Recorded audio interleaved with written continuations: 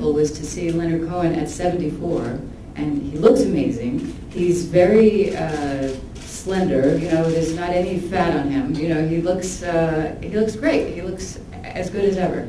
So between Michael Jackson and Leonard Cohen, I think it's an interesting time to be 50 years old and to be on tour. I have special thoughts about the age. I mean, 50, I remember being a young girl and meeting a woman who was 50, and she seemed ancient, old, you know, so old, but at the same time I remember looking at her and thinking, she's in the middle of her life. You know, and I told her that, and I said, oh, but you still have another 50 years to go. And she said, well, maybe, maybe not, and she had a little less, she was less cheerful about it than I was.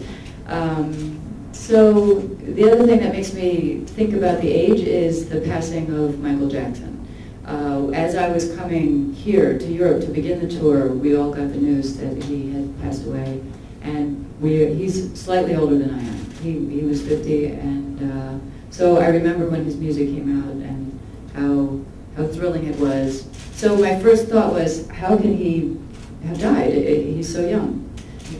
So all of these things are kind of in my mind at the moment, and mostly I feel happy to be in good health, and I think it's important to stay moving and to keep my body in good shape and do yoga, and, you know, so I feel pretty good. I don't feel, it really doesn't matter how old I am.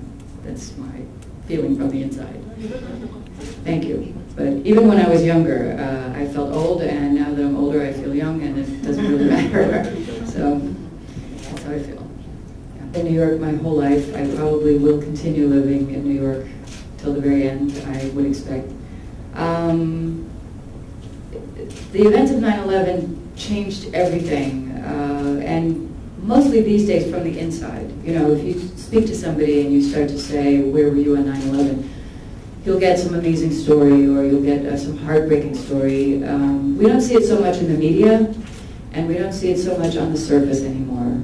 They're still cleaning, you know, I think they finished finally cleaning everything that needed to be cleaned. But, so the changes are mostly on the inside. Once in a while you'll get an alarm that goes off, or a steam pipe that breaks, and everyone thinks, oh, it's happening again. But we don't talk about it as much as we did after it first happened, but it's still kind of there under the surface. Did it somehow influence your music?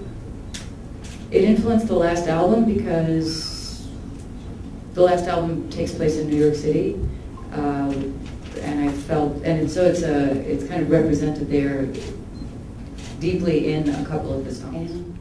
Sitting in the morning at the diner on the corner, I am waiting at the counter for the man to pour the coffee, and he fills it only halfway, and before I even argue, he is looking out the window at somebody coming in.